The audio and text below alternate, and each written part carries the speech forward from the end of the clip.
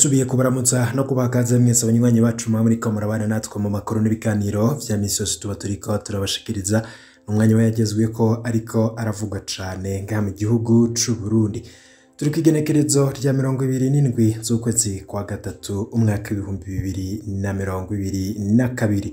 Ano makuru yacu raza kugaruka ku ngingo zigiye zitandukanye, turaza kukubwira amakuru ariko aravurwa mu vya politike, inkuru zirabana n'umutekano, izivurwa mu kibano ndetse n'andi yose bari karagaruka ko yoba mu bimenyesha makuru ndetse n'andi tuba twatohorejwe no mu rwiyo bamenyesha makuru bacu. Mu ngingo nkuru zayo turi buze kugushikiriza mu ntara ya Cibitoke hari umuntu yatowe ikiziga mu gitondo co kuri uno w'Imana. Abakuru turi buze kugushikiriza turaza kukubwira uyo muntu yoba yishwe ndetse n'abamwishe, turaza kubigaruka ko vyose ayo makuru twayateguye mu buryo bw'igitonido.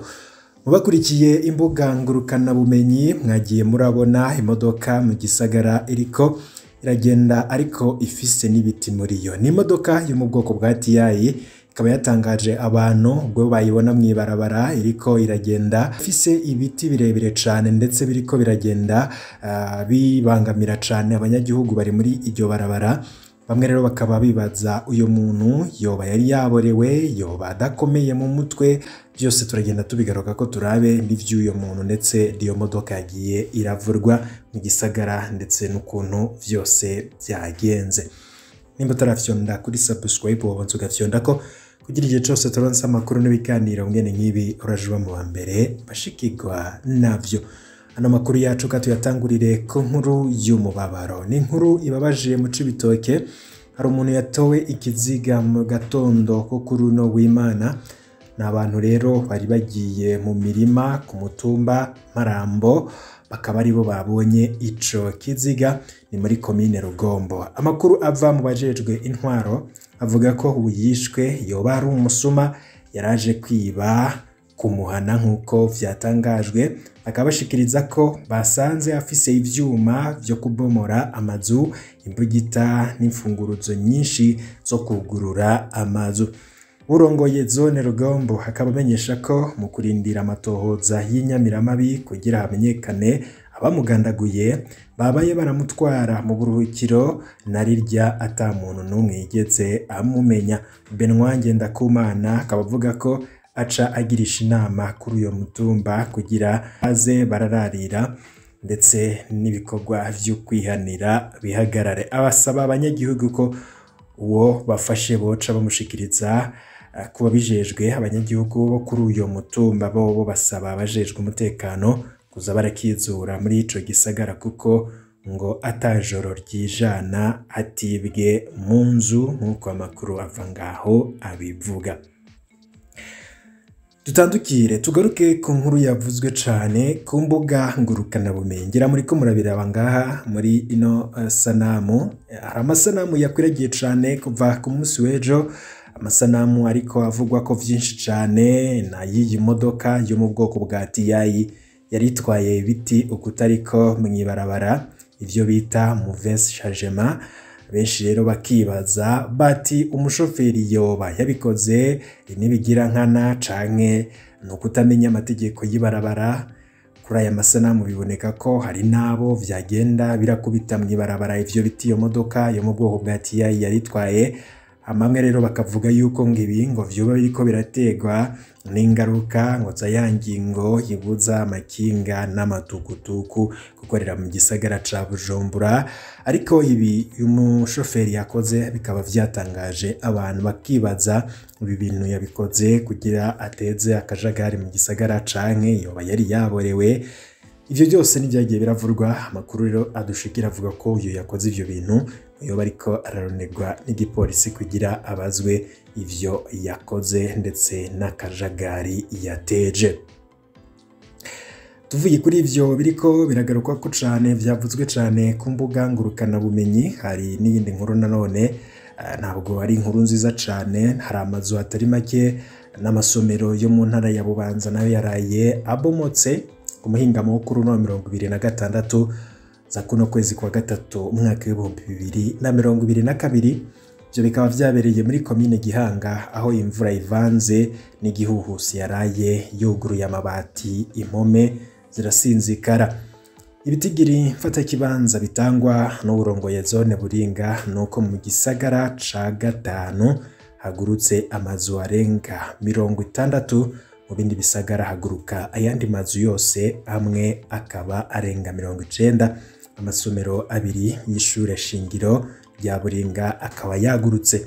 Abajejwe intwaro bakaba basaba ko hoboneka ubufasha mu kubaronsa amabati kugira ngo abashikiwe n'ivyo vyago basanurirwe n'abanyeshuri babandanye bigishwa atangorane. Ivyo rero navyo akaba ari bimwe mu makuru ariko aravugwa cane noba ndakubwiye. Miyandi ariko aravurwa nanone turavye biriko biragaruka ko mu bimenyesha makuru bitandukanye.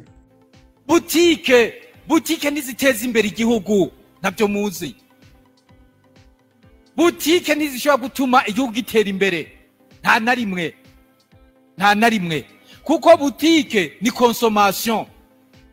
Butike nabwo ari gucuruza, butike ni consommation. Nukuvuga yuko mwebwe muri butike uragenda ibugande ukarangura utuntu, ukarangura ibibiriti, ukarangura inzembe, ukarangura inshinge, ukarangura na tumwe baza bashira mu kanwa akantu uzanye uza kunguka ku ifaranga rimwe nawe ugacija hano ukagara ngo jewe ndumugwiza atunga akomeye ngo nzoteza imbere igihugu cyahehe. N'umuryango niwo uteza imbere, ari umuryango wawe gusa, kubera ko ntacyo wunguka. Iyo ugiye kuzana ibibiriti wunguka ku ifaranga, none uzozana ibibiriti bingahe kugira ngo uvane mu byigure imiliyoni y'inyungu? Ibi nivyo ndiko ndababwira. Wowe uragenda ukarangura ibyo bakoze, ukazana ibyo bakoze, wowe gusuka harura inyungu zokurako. Ico bacita consommation kuko wagiye kugura ibyo abandi bakoze. Ku gihugu rero ntacyo ufasha igihugu, ntacyo ubufashije igihugu. Muriko murakurikira mwebwe bagwiza tunga. Wowe hari gihe uraza uwo mwubakanye ku icumu ngo tugire ibutike, wopfuma urimo imyumbati cyangwa ukarima ibijumu ukaza ubishora ku isoko. Wewe uri mugwiza tunga yemewe, wewe urimo ibijumu ukabishora ku isoko.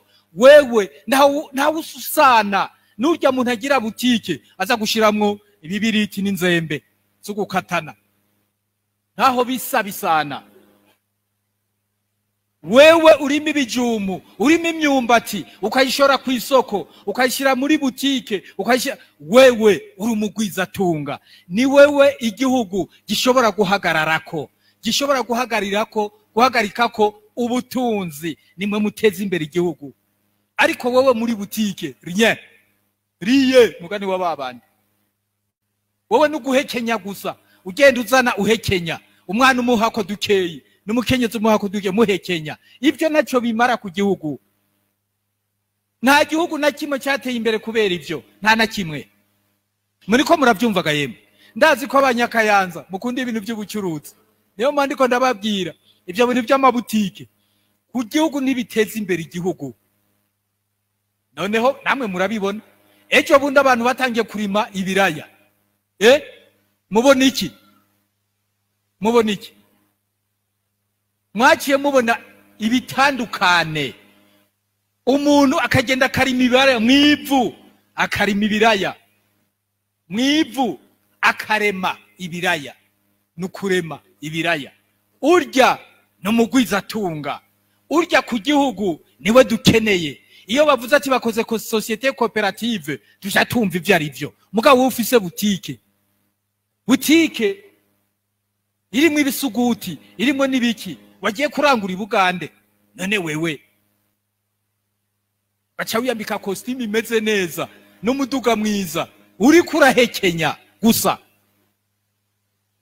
urahekenya konsoma gusa. Ariko umuntu ariko ararima ibigori, akarima mwivu, akaronka umwimbu, akajana muri butike imifuko y'ibigori, urya c'est le grand patron. Urya ni ejo bundi nari Mwaro, abanyamwaro nababwiye nti mukaba mwebwe mudashaka kurima cyangwa ibananira ngo tubwiye twebwe abanyakayanza tuze tubazane tuzane nk'ibihumbi nka 5 tubisuke muri Mwaro bazane n'amasuka mubereka aho barima.